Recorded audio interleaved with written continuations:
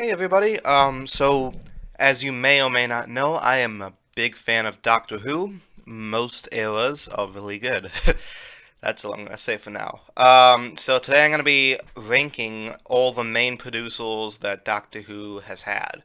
These are the guys who, or women, who construct the show, decide how it's gonna go, episode by episode. Very instrumental into the show's success or failure. First off, I'm gonna say I'm not gonna be including two producers.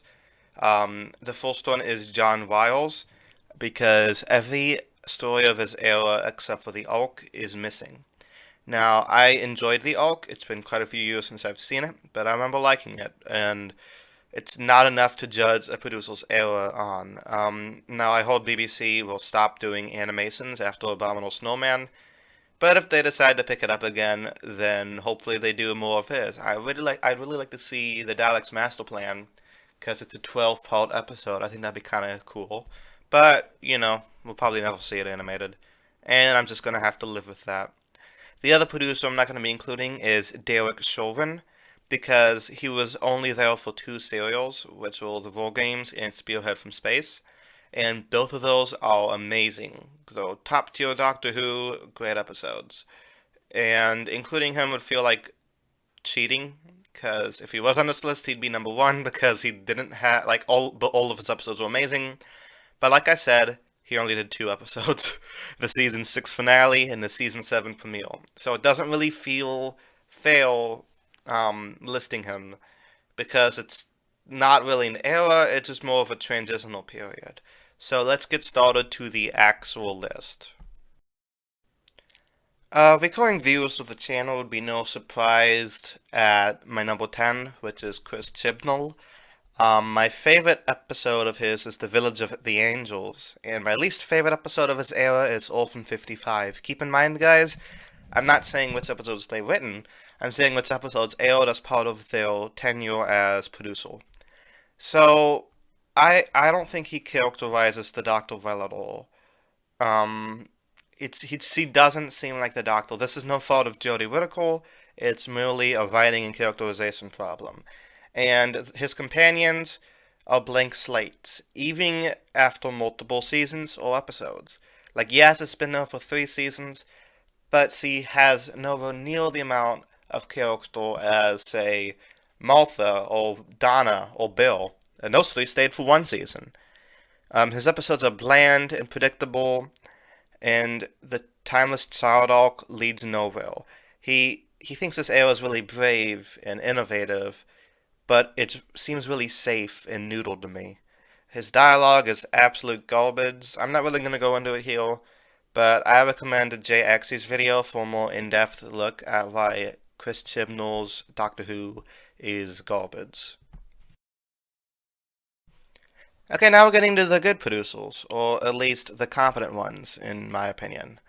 The number 9 is John Nathan Turnell. My least favorite episode of his is The Twin Dilemma, and my favorite episode is the one that comes directly before that, The Caves of Androzani. See how inconsistent his era is when literally the episode to episode is his best and worst. He has a very mixed era, kind of like a bell curve. His first few seasons are very strong, but his middle seasons with Colin and Sylvester's full season are horrible. They're way too campy, with little good characterization for the Doctor and companions. I feel like Mel and Perry in particular were not that well written. But seasons 25 and season 6 are great.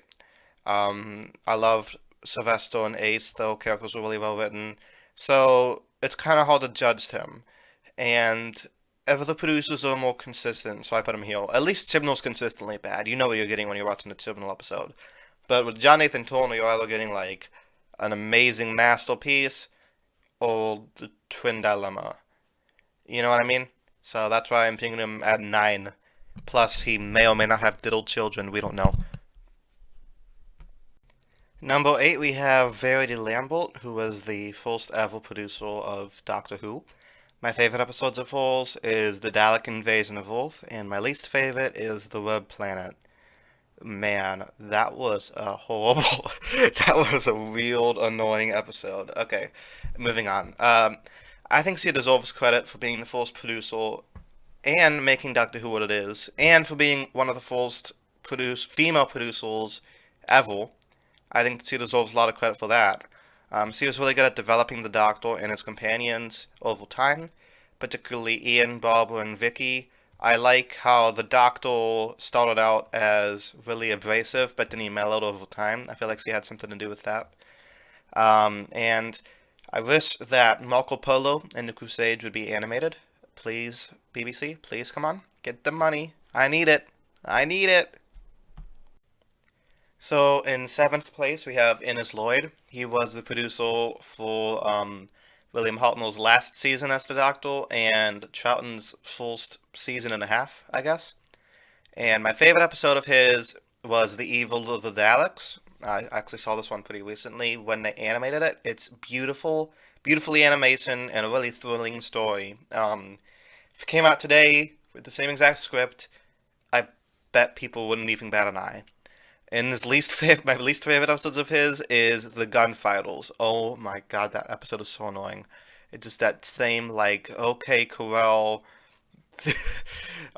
theme song that plays every 5 seconds really grinds my gears. Oh my god.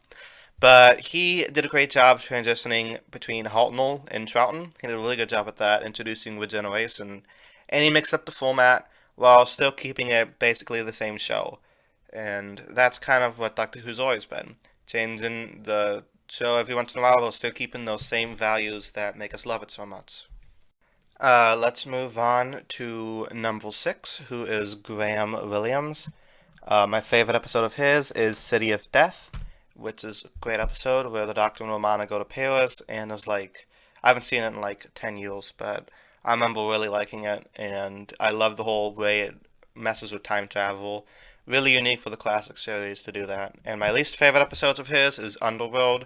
I just feel like the drugs on way too much, and the effects are atrocious to the point where it distracts from the story itself. So basically, his era gets a bad rap because it came after the brilliant Hinchcliffe era, but in retrospect, he's actually a competent producer. Tom had great chemistry with Leela and Romana, and I feel like he had a part to do with that with the writing and producing. I'm not a big fan of K9. I strongly dislike K9. And some of Williams' stories are too goofy, but we still got some classics like Horror of Fang Rock and City of Death. And I think that the key to time out of the three season-long story arcs we've had is the best one. Because it's not too complicated. It makes narrative sense. Just a competent story. That's all I ask from Doctor Who. But no, the key to time is actually pretty good, so I suggest watching it. Moving on to number five, we have Peter Bryant, who was the producer for Troughton's, I guess, last season and a half. My favorite episode of his is The Tomb of the Cybermen. All-time classic. Haven't seen it in years, but I still have memories of the great soundtrack. And just the thrilling scenes of the Cybermen crossing out of the tombs. That's not a spoiler, it's Cartoon with the Cybermen. My least favorite is the Dominators. I don't know, I feel like it's kind of bland. It could have been a full portal. It's just very boring. His era continued the success of Innis Lloyd, but I like the two Jamie Zoe dynamic better than any of Lloyd's companions. Like, Polly and Ben were okay. Victoria was kind of annoying, but I just love the Jamie and Joey dynamic. And his stories seemed a lot more consistent to me. Also, he introduced Unit and the Bigger Deal, so you gotta give him props for that. I don't know, just a whole big solid era for him, for me. Number four, we're gonna go with Barry Letts. My favorite episode of his is Inferno. It's just a brilliant episode. A lot of good plot twists. This huge change in direction that, like, you don't think would work, but ends up being just really well written and interesting. Kind of tragic, but still fun to watch. It's a brilliant episode. Highly recommend. My least favorite is the Monster of Paladin, which I feel like is just a blatant copy of the other Paladin episode, which was a couple of seasons before. I don't know. It's just kind of bland. Could have been a full total. So he was mainly the producers since John Poultry's second story to Tom Baker's full story. So most of the Poultry era. Um, and John Poultry is my favorite Doctor. And Joe Grant is my favorite companion. So maybe I'm a little bit biased in how high I put his era. I also liked Liz Shaw and Sarah Jane Smith, who were also introduced in this era. I don't know, he had a really nice set of companions and recurring characters like the Brigadier, Benton, Yates. Has a really nice kind of, I don't know, continuity with the presence of Unit kind of being like the Doctor's home base. I really like that. You'd think that if the Doctor spends 3 seasons stuck on Earth, it would get boring, but it somehow doesn't because I don't know. I guess with the chemistry of these guys and the innovation in the stories. So yeah, big fan of his era. Um, I go back and watch them. I don't know. They're just a comfort to me, I guess. Number three, we have Stephen Moffat, which I might be biased for putting because Matt Smith was the first Doctor I watched as it aired. My favorite episode of his is Heaven Sent. Just a brilliant display of grief and a great plot twist that is set up with foreshadowing that you don't really notice until a second time, and an outstanding performance by Peter Capaldi. And my least favorite episode is Sleep No More, which is very boring take on the found footage genre. I almost fell asleep during it. A lot of people hate Moffat, but I love him. He's great at developing companions like Amy, Roy, Claire, Rivel, Bill, and Naldor. All of those are fully fleshed out, and Matt Smith and Peter Capaldi were excellently cast. Moffat has this thing where he really delves into the Doctor's psychology, what goes on in his mind, and the mental toll it takes to be the Doctor. I feel like he does that more than the other producers, and to a really strong effect, like in Heaven Sent and The Doctor Falls, and quite a few other stories, like The Name of the Doctor. Just, I don't know. He's a great showrunner. I'd love to see him come back, write an episode for Russell, but that's probably never going to happen because he's writing like a couple shows right now. But, if we have what we have, and he's great. Number two, we have Russell T Davies, the man, the myth, the legend, the return of the king. My favorite episode during his era is Blink, though if I'm gonna cheat and say my favorite episode that he wrote, it would probably be The Waters of Mars or Midnight or The Stolen Oath and Journey's End, one of those. I don't know. Huge fan of his era. My least favorite is Fear Hole. I just think that episode's ridiculous. It's the less said about that, the better. But if you want to hear more said about it, then my review for it is coming out next week. So just watch that, I guess. He's the man who brought the show back for modern audiences. Perfect casting for both Eccleston and Tennant.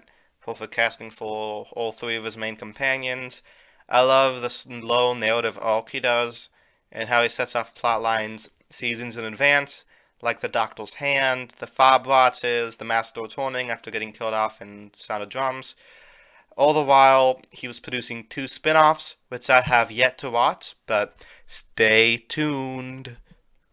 I can't wait for him to come back. Really excited about that. 2023 can't come soon enough. Just gotta get through these 2 horrible Chibnall episodes.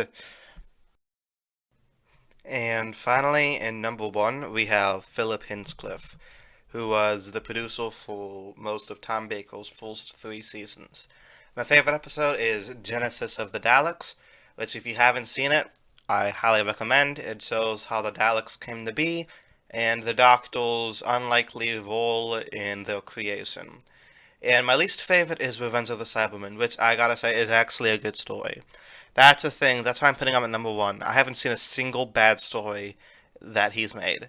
Revenge of the Cybermen is it isn't groundbreaking, but it would be considered a good episode if it was in another era. I assure you. Great characterization for the Doctor, Sarah Jane, Harry Sullivan, and Leela. His stories had a big variety, from present-day Earth, alien worlds, historicals, and base handle seeds, and he did all of them just very well. Lots of whole homages, kind of uh, referencing the Hammer holes from the 30s and 40s, but he does something different with it. He does a unique twist to it, like the Brain of Mobius. He effectively used old monsters like the Daleks or the Master, while creating new memorable ones like the Zygons or Mobius. I highly recommend Azera more than any other producer. Just genius writing, and Tom isn't even my favorite Doctor, but the writing is so good that I don't know, like you could show somebody any of his episodes, and if they're a Doctor Who fan, I guarantee they'd like it.